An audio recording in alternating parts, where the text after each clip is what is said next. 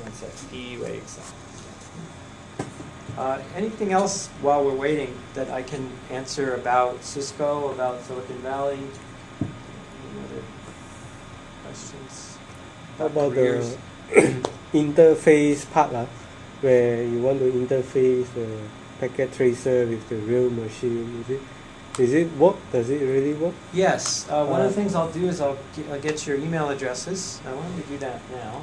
Let's see. It'd be nice if I bring some.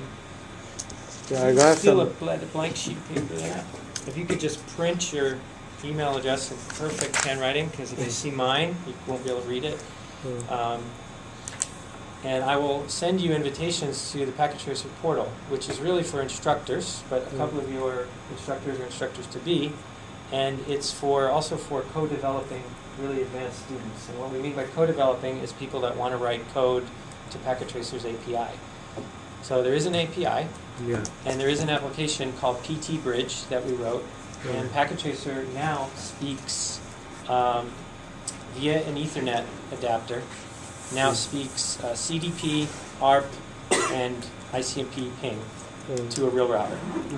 So there's a framework in which you could write extension code to make it speak any other protocol. But we don't have the resources to do that right now.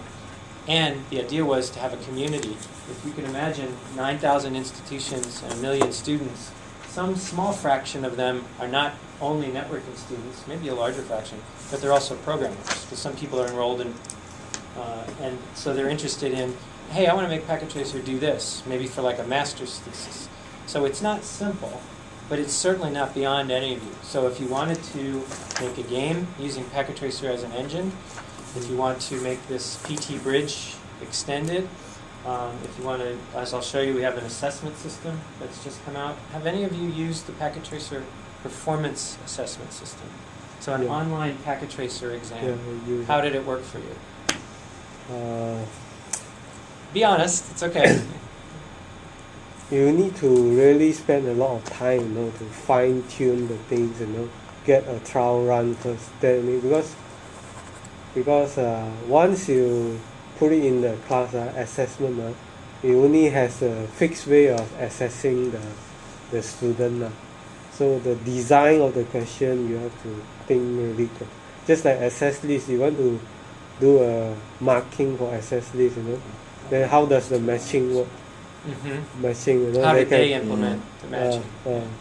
They can implement it in various ways, but the Packet Tracer will not be able to support it because matching is quite complicated in software. So, if you don't mind, I'll want to relay your comments to the team so that they can take that feedback.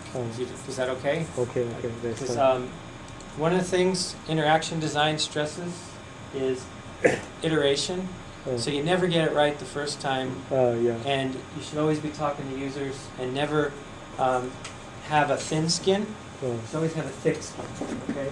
Because people that are giving you feedback are helping you improve your product. So I love to hear actually bugs and complaints, because then I can improve. I already know what we do well, right? That doesn't help me. So I'm glad you shared some difficulty. But for assessment, it's a bit tricky because you're giving away the question already. So then it will spread like wildfire. So you have to be very sure, you test it, and you can only test it with a limited set of persons. Then will be very sure that they'll not disclose it out.